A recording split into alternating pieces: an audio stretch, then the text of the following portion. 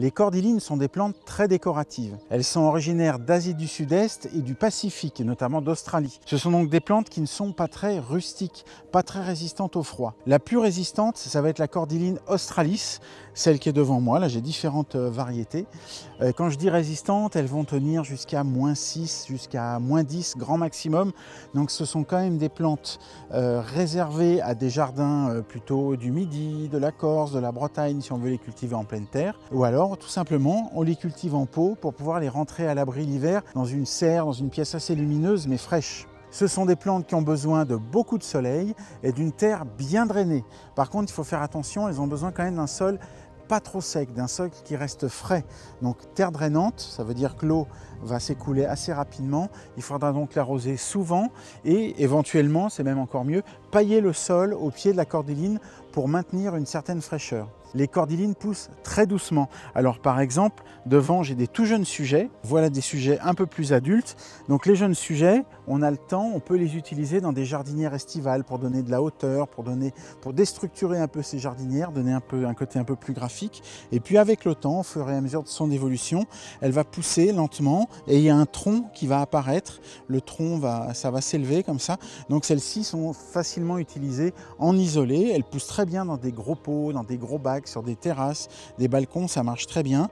Elles peuvent aller au jardin avec cette restriction de ce que je vous disais. Attention, ce sont des plantes qui sont quand même sensibles au froid. Donc si vous êtes dans des régions où les hivers ne sont pas trop froids, vous pouvez tenter de les mettre en pleine terre en les protégeant bien, en les paillant. On peut même rabattre l'hiver le feuillage comme ça le long, l'attacher et mettre un voile d'hivernage. Ça va faciliter encore la protection de la plante. Une deuxième chose, la cordyline va former un tronc très lentement. Au début, vous voyez, elle sort du sol comme ça. Et puis petit à petit, comme ici, les feuilles vont sécher, vont faner et on les coupe. Celle-ci là est à couper, là j'en ai une ou deux qui sont à couper. Et c'est ce qui va former le tronc. C'est comme sur un palmier. C'est la base des anciennes feuilles qui forment le tronc.